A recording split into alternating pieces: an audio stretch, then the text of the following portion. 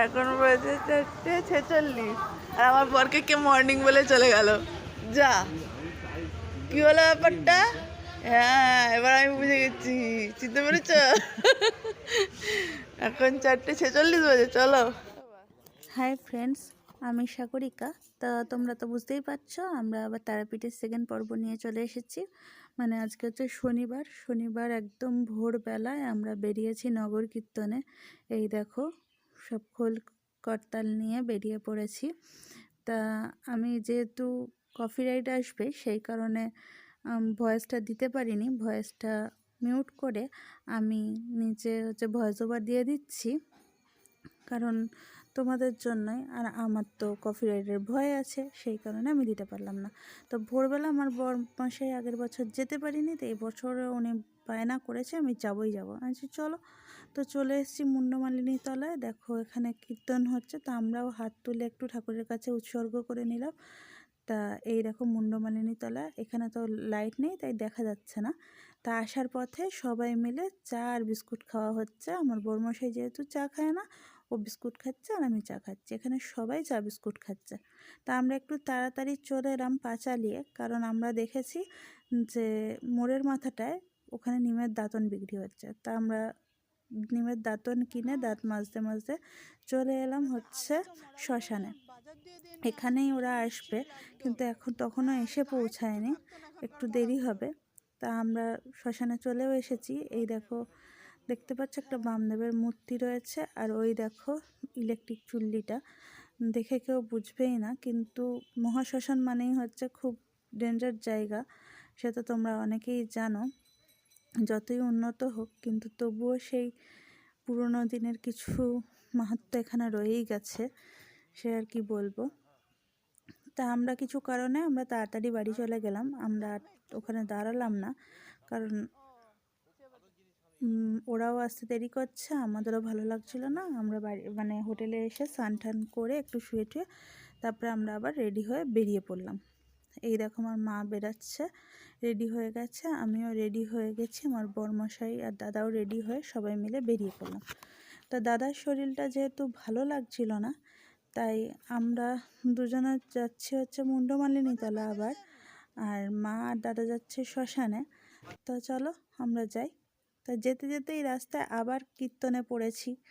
সেই তো আবার কীর্তন, ওইখানে হচ্ছে কিছু টাকা তোলা হচ্ছিল। তা আমার বরমশাইকে বলছি পাটা চালিয়ে চলো, কিছুতেই পা চালিয়ে যাবে না, ওর ইচ্ছা ও দেখবে। তো দেখো, তো সবার সাথে সাথেই আমরা গেলাম। তারপরে ওই দিক থেকে সবাই হচ্ছে ঢুকে গেল শ্মশানের দিকে, আমরা সোজা বেরিয়ে যাব, কারণ হচ্ছে কতক্ষণ ওদের সাথে যাব। বাবাও এসেছিল, বাবা হাফ রাস্তা থেকে বাবা ফিরে গেছে শ্মশানে, কারণ বাবারও পায়ের অবস্থা খুব ভালো না। আগে বাবাই ভোরবেলা যেত। তাই দেখো আমরা একটা পেপার কিনে নিলাম, কারণ মাটিতে যদি বসতে হয় সেই জন্য আমরা পেপারটা কিনে নিচ্ছি। তো পেপারটা কিনে নিলাম। দেখো এই জায়গাটা কত সুন্দর, কিন্তু মেনটেনেন্স করে না বলে এখন সেই রকম নেই। আর দোকানপত্র বসে গিয়ে পুরো জায়গাটা গেঞ্জি বানিয়ে দিয়েছে। দেখো মা তারার জায়গা যায়, দেখো মালা বিক্রি হচ্ছে। তো আমরা রাস্তাটা পার হয়ে যাব হচ্ছে ওই পারে সোজা গেলেই হচ্ছে মুন্ডমালিনী তলা, তার আগেই পড়েছে ভারত সেবাশ্রম মন্দিরটা।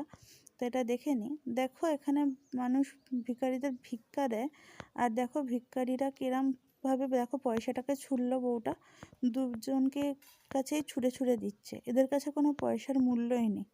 আর আমরা একটা টাকা কিভাবে যত্ন করে রাখবো সেটা আমরা ভাবি, আর এরা হচ্ছে ছুঁড়ে ছুঁড়ে পয়সা দিচ্ছে, কারণ বিনা ইনকামে পয়সা রোজগার হয়ে যাচ্ছে কোনো খাটনি ছাড়াই, তাই জন্য পয়সাগুলোকে এরম ছুঁড়ে ছুঁড়ে দিচ্ছে।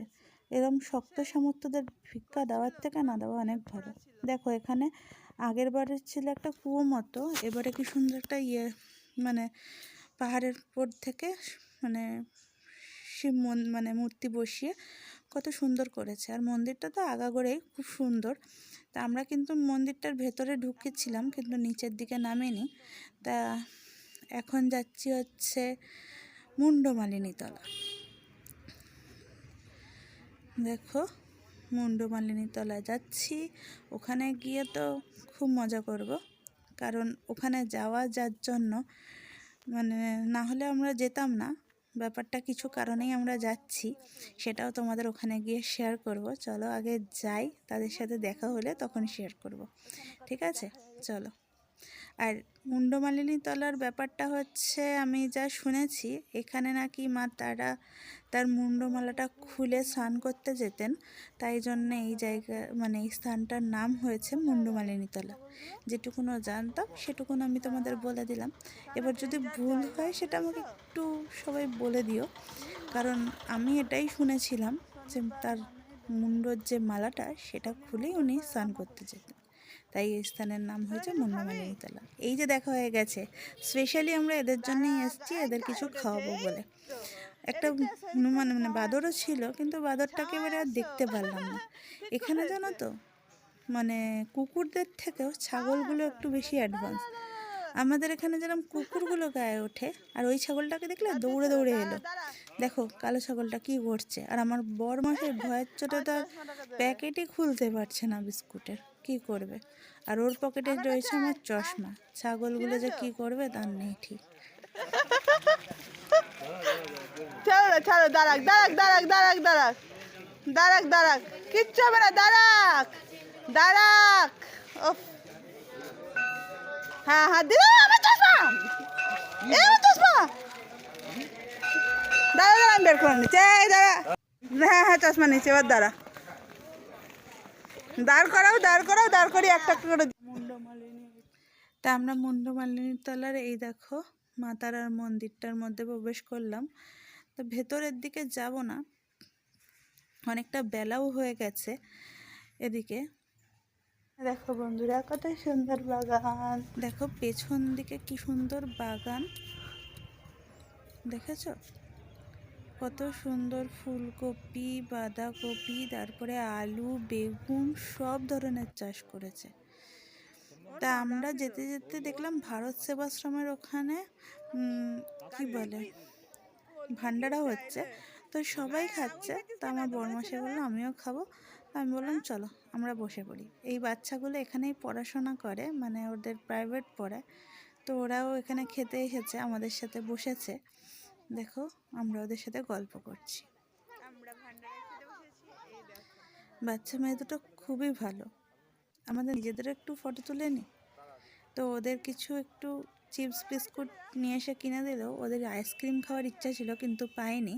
তা আজকের মতো ভিডিওটা এখানেই শেষ করি। পরের দিন আবার দেখা হচ্ছে, আবার তার পরের পার্টটা নিয়ে। চলো সবাই ভালো থেকো, সুস্থ থেকো। যারা নতুন বন্ধু তারা আবার আমার সাথে একটু আমাকে সাপোর্ট করো, আমরাও তোমাকে সাপোর্ট করবো। Tata, bye bye.